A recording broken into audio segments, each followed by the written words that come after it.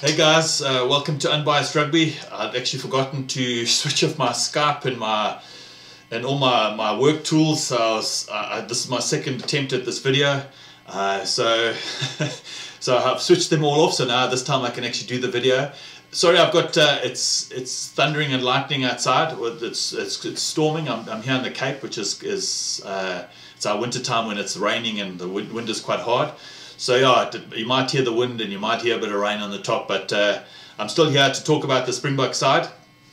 So the Springbok side was released today. There will be a few changes on the starting 15, none in the back row, all in the forwards. So I'm just going to talk about the team, maybe compare them to some of the English players on the side, players that I think we should look out for, and players that we should look up on our side. But first off the bat, congratulations to Tenda Mataurira for making his 100th test on the weekend, which is excellent for him. I've always liked the beast. The first game that I saw one was when he played against the British and Irish Lions, and that was, it seemed like forever ago. He's always been a mainstay for our side. I can't remember, it was last year. Last year he had a family issue, but I think he had played 4 or 5 years every single game in a row for the Boks, which is very, very impressive for a prop forward. So it'll be the 6th South African who would reach 100 tests, and the first prop forward, which is brilliant. For a prop forward to make those kind of numbers, you've really got to be able to look after your body. You've really got to take your profession very, very seriously, and I think the beast he's a gentleman, and he's a beast of a man. But yeah, so I'm just going to talk about the side. So obviously at number 1 we got Tendai. Excellent. I think he's still our form loosehead, and it's great that he's back on the field. Bongi Umdamnambi is number 2. He had an excellent game last week. He didn't do anything wrong.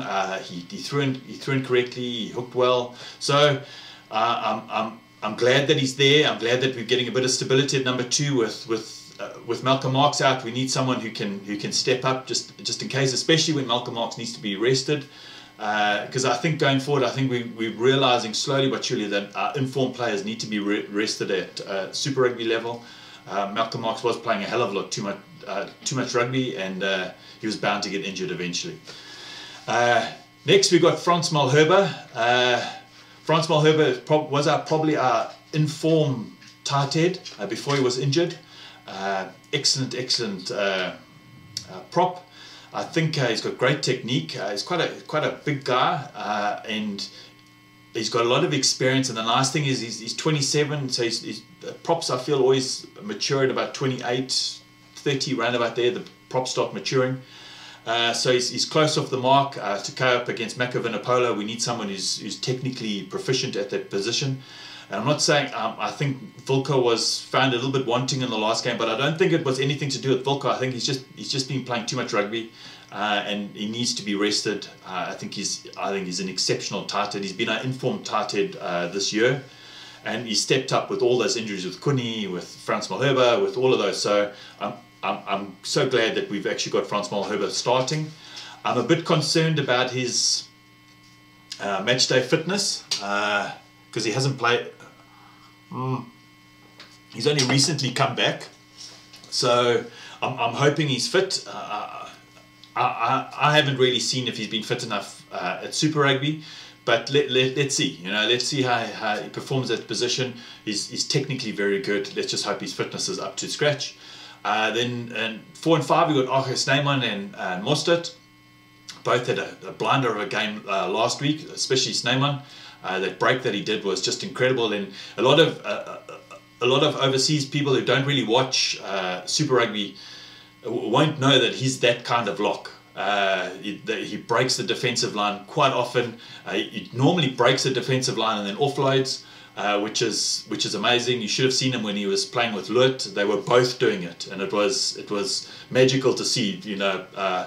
Locks with that kind of skill. Mostert, I think he's the informed line caller for the lineouts. He's always got a high work rate, so I think he's brilliant going those two in those positions.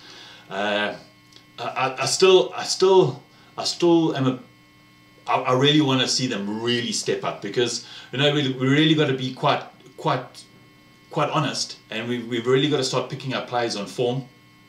And I'm thinking when Eben gets back, I think Eben on his good days is. I'm just trying to. I was thinking about this the other day before I was going to talk about this, and I try to think. Eben Etzebeth, probably the only player that I could think of that could probably take him out of the match day situation would probably be like if Brodie Retallick and Sam Whitelock played for South Africa. But those would be the only kind of locks that could knock him out of that kind of position. And I'd like to see Snyman and Mostert step up to that kind of level where their form is that good that they could knock an Eben out of the match day startup. But I'm hoping that will happen. I've got a feeling Snyman is the future, because he's exceptional. And if you've watched him at Super Rugby, and now that he's stepped up to the international level, I think he's great. Then this is the first change for the weekend. It looks like Jean-Luc Siya Kolisi is our number 6 captain. I think he had a blind over game last week, and I'm hoping he continues that form. And I remember him saying in one of the interviews that all the coach said to him was, your biggest job is just to do your job right. So your first job is to make sure that you play rugby really well, and then everything else will start falling into place. So he always leads from the front. I'm hoping this more exposure to being captain and that leadership that head leader will galvanize even more, and he'll be our leader going forward. Then we come to our first big change. Looks like Jean-Luc has been put onto the bench, and Peter Steff is going to play number 7. I'm not a big fan of playing players out of position, but Peter Steff has played number 7 quite a lot, so it's not such a big step. And then Jean-Luc will come on for that impact, which he's very, very good at. But I still think Jean-Luc needs to. This last game wasn't a great reflection of his skills, and I'm hoping that maybe a few more times on the bench he'll get that kind of confidence, and that be able to start the match with that, because it'd be nice to be able to start a match with a Jean-Luc and maybe end with a Dan. But yeah, that's horses for courses. I think Peter Steff is an excellent choice for there. Got Dwayne Vermeulen at 8.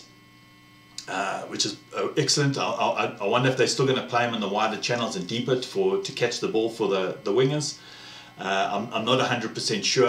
I'm sure Russie must have a different plan, and I'm sure Eddie Jones must have a different plan. They both prepare really well for their games.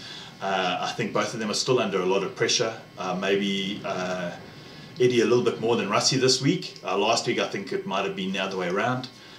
So I think there's less pressure on South Africa this week. We might. I'm not saying we're just going to win. I'm just saying there's less pressure on us because we are 1-0 in the series, so we can drop a game, whereas England can't drop a game because then they lose the series completely. So I'm hoping that look, England are such a good outfit, and they've had such a good run that I can't see it going on forever. I don't mind for the next 2 games, but I doubt it's gonna happen. But I also try to think, there's a lot of pressure on Eddie, and look, in all fairness, they only lost by 3 points. It's not like the end of the world. 3 points that's nothing. It's a drop goal. So I don't think there's a huge big issue with the England side. I just think just on the day things just didn't go their way. And I've always thought they always talk about that, rugby's a game of 2 halves. I've always thought it was a game of 4 quarters.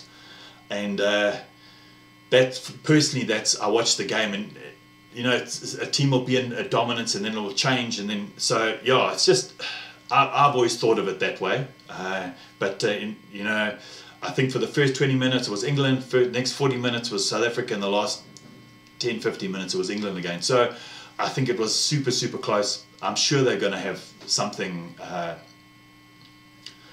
lined up for it.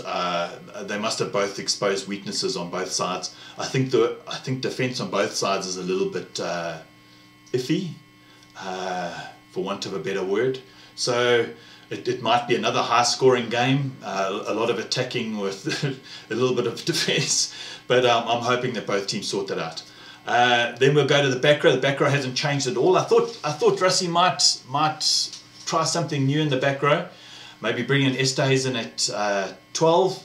I think it's 12, and maybe bring in Creel at 13. But it doesn't look like he has done that. He's kept the exact same back row. So we've got Faf de Klerk, who had a blinder of a game, Andre Pollard, Afia Dewante on 11, Damien Dalende at 12, Lukanya Arm, who are both of those players, Lukanya Arm and Damien Dalende, didn't have bad games last week. Yes, I think they let through a few. They missed a few tackles, and Damien Dalende, the one was directly a result to a try, but they didn't really have glaring mistakes. So I'm thinking maybe Russie's just trying to give them another chance to try come up with that kind of combinations, and you've got to experiment and give the guys an opportunity to gel themselves, you know. And Lukanya Arm and Damien Dalende, you know, they play for completely different provinces, and both provinces play for completely different styles. So it's just to try to find that balance. Sabu Nkosi, he had a cracker of a game last week. EPS is strong, eh? You see him at the end of that game and his shirt's off, and there's not a 6-pack, that's like a 60-pack, you know. Flippin' hell, seriously strong man. And I think when he ran through that guy, geez, he just had those. It's just so nice to have strong wingers again in South Africa. You know, we haven't seen them for so long. I know we had JP Peterson, I've been watching in top 14, still big and strong, and you know, it's just so nice that we've got big strong wingers again. And then Willie Leroux, who probably was instrumental in most of those tries last week. Then coming off the bench, we've got Akka van der Merwe, Stephen Kitsoff and Thomas du Toit. I think that's an exceptional front row replacement because generally you're going to replace your whole front row. Then we've got Jean-Luc might come on to give impact. Then Skumboza Noche, Ivan van Sail, Jesse Creel, and Warwick Gelant.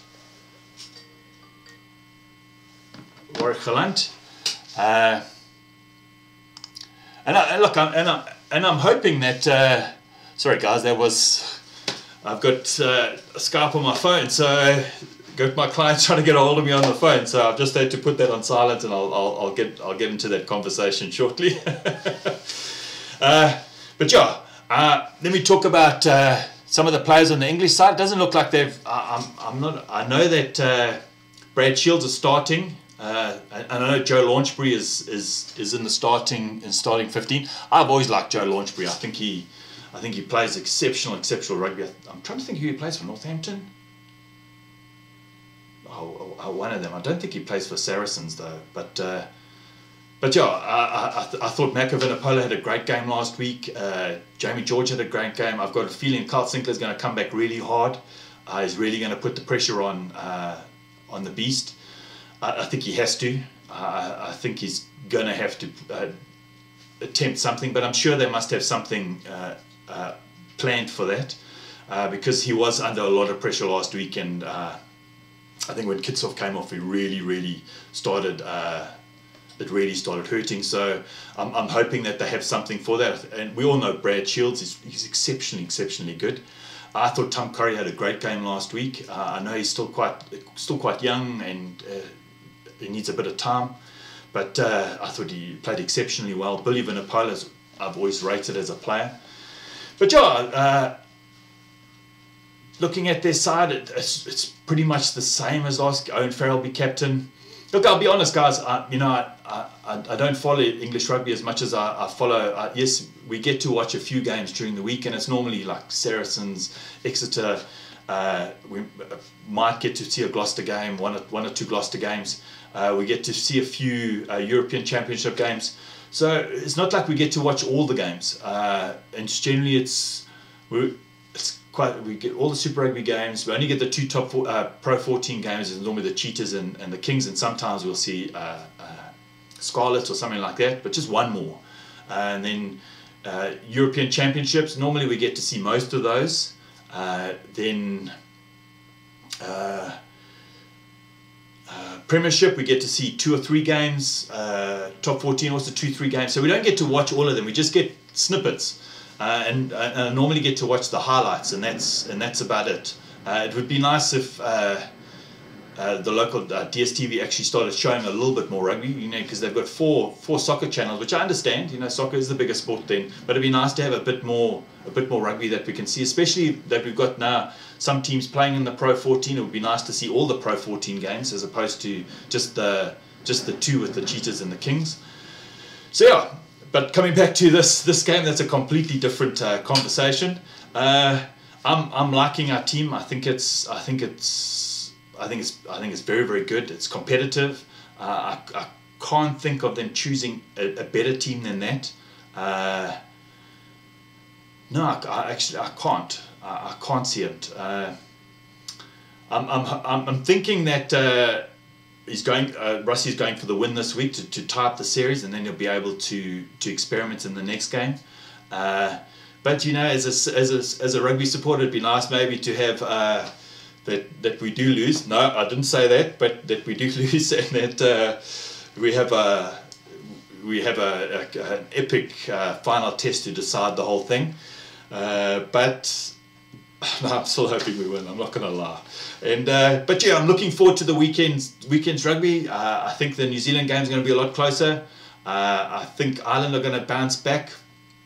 But I've still gone on my Super Breeze that the Southern Hemisphere sides are going to win.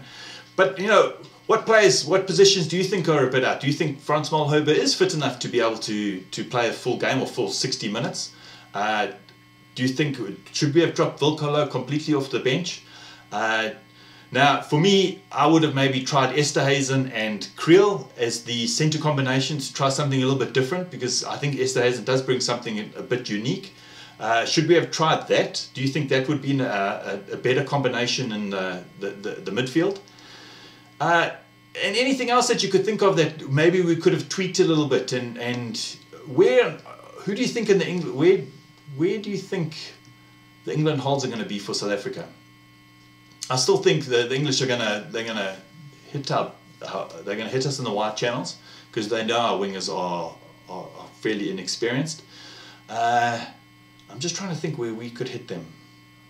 I just felt that, you know, when we started keeping ball in hand and we started going wide, that things just started to improve. Yeah. But yeah, I'm seriously looking forward to this weekend's rugby. I hear Bloem's going to be completely full. It's 44,000 people, I think, so that's a full stadium. 40,000 people, so it's a completely full stadium, which is going to be wonderful for them. And then yes, as he's watching, I was watching Brendan Nell's channel the other day, and he showed this video on, it's a New Zealand thing, it's got Kieran Reid, it's How to Rugby. You gotta want to watch it. I've put the link down below. It's it's funny, cheek to cheek, and it's really, really good. Just go down to the comment section and you'll see it. Not the comments, into the thing of the video, and you'll see the link to it. It's really good, and it's just a real good chuckle. But listen, guys, I'm looking forward to the weekend of rugby. I hope you all are looking forward to the weekend of rugby, and I hope South Africa take another victory in Bloem. And I'll chat to you guys on Sunday after the games, and we can talk about, we can either cry or we can be happy, but we'll chat then. But listen, guys, if you like my channel, please share it, share my videos, please like it. I really appreciate it. I think I'm almost at 230 subscribers, and I'm super happy about that. But listen, guys, have a great weekend, and I'll chat to you on Sunday. Cheers, bye.